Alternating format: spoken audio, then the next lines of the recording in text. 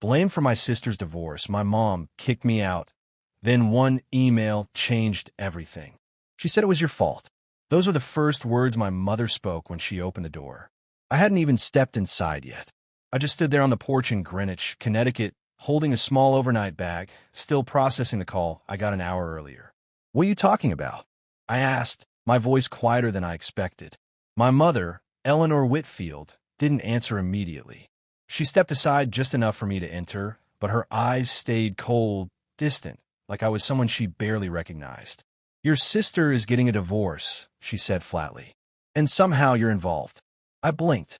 "Evelyn is getting divorced?" I repeated. "Yes," she snapped. "And she told us everything." Something about the way she said everything made my chest tighten. "What exactly did she say?" I asked carefully. My mother crossed her arms. "She said you've been interfering in her marriage for months." I laughed. Not because it was funny, because it didn't make sense.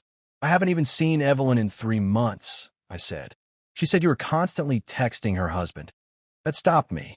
"Her husband texted me first," I said, "and it wasn't like that." My mother's expression didn't change. "Of course you'd say that." "Mom, listen." "No, you listen," she cut me off sharply. "She's devastated. Her marriage is over, and now the whole family is asking questions. And your name keeps coming up." I felt something shift inside me. That familiar feeling of being misunderstood. But this time it was worse. "Do you actually believe I would do that to my own sister?" I asked. She didn't answer. She just looked at me. And that silence said everything. "Let me ask you something. If your own mother looked at you like that, like you were capable of betrayal, would you defend yourself, or would you just walk away?" Because in that moment, I didn't know what hurt more. The accusation, or the fact that she believed it. "I didn't do anything wrong," I said quietly. "Then why's her marriage over?" she fired back. "I don't know." "Exactly." She stepped closer. "And until we figure this out, I don't think it's appropriate for you to stay here." "You're kicking me out?" "For now," she said, softer this time, but not softer enough. "I just need space." Space. That word echoed in my head as I walked back out the door. Same house I grew up in. Same porch where she used to wait for me after school. And now, I was standing outside like a stranger. I didn't argue. I didn't beg. I just left. I checked into a small hotel near Stanford that night. Cheap, quiet, forgettable. The kind of place where no one asks questions. I sat on the edge of the bed, staring at my phone. No messages from Evelyn. No explanation. Just silence, which, in a way, felt louder than anything she could have said. The next morning, I finally called her. It rang twice before she answered. "What do you want?" she said immediately. "No greeting. No hesitation. Just anger." "Evelyn, what is going on?" I asked. "You know exactly what's going on." "No, I don't," I said. "That's the problem." She let out a bitter laugh. "You've been talking to Daniel behind my back." "Because he reached out," I said. "He said you two were having problems." "And you thought it was your place to get involved?" she snapped. "I didn't get involved," I said. "I just listened." "That's worse." I frowned. "How is listening worse?" "Because you let him talk about me," she said. "You let him complain, and you didn't tell me." That hit me differently, because she wasn't entirely wrong. Daniel Prescott had reached out to me months ago. Late-night messages. Subtle at first, then more direct. He said Evelyn was distant, that she wasn't the same anymore, that he didn't know how to fix things. I didn't encourage him. I didn't flirt. I didn't cross any lines. But I didn't shut him down either. I just responded, briefly, carefully, trying to stay neutral. "I thought I was helping," I said quietly. "Helping," she repeated. "My marriage is over. Because of you."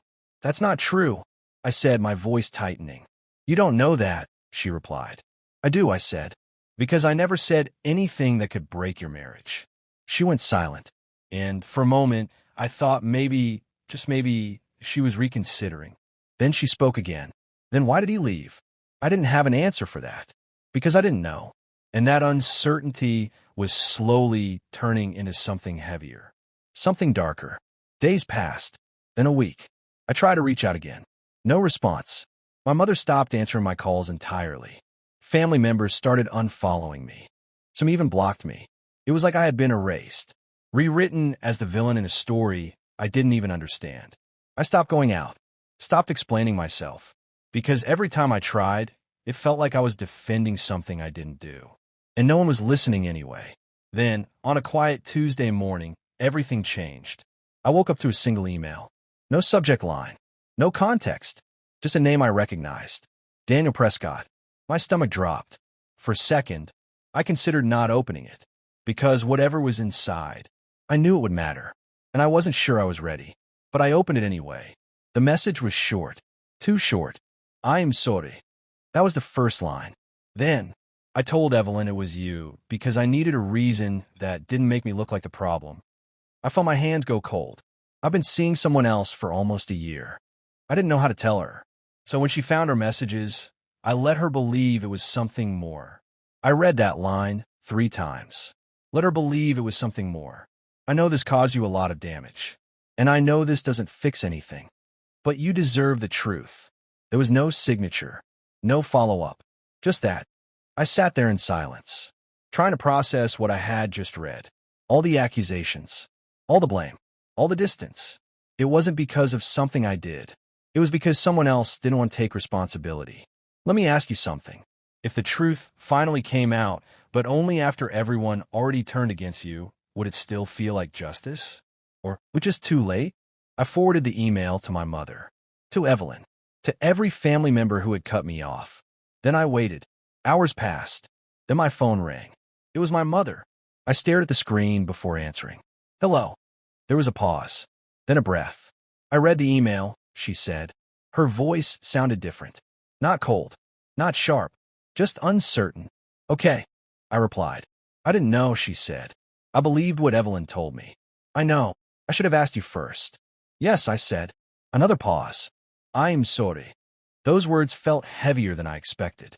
Not because I needed them, but because of everything that happened before they came. What about Evelyn? I asked. She's processing, my mother said. She hasn't called me. She's embarrassed. That makes sense, I said quietly. But it doesn't undo what she said. I know, she replied. Do you want to come home? That question lingered in the air. Home. The place that turned me away without hesitation. I don't know, I said honestly. I need time. I understand. We hung up shortly after. I didn't rush back. I didn't celebrate. Because the truth didn't fix everything. It just clarified things. A few days later, Evelyn finally called. Her voice was softer. Different. I read the email, she said. I am sorry. I closed my eyes for a moment. Not out of relief, but out of exhaustion.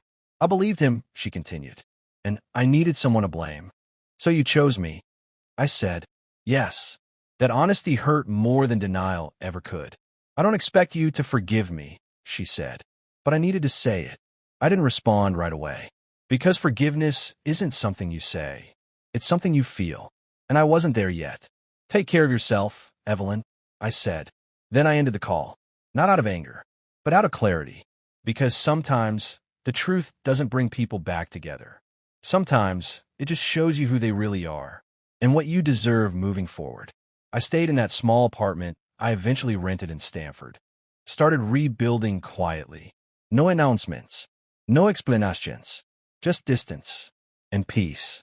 Because for the first time in weeks, I wasn't trying to prove anything to anyone. And that felt like freedom. What's your personal reflection?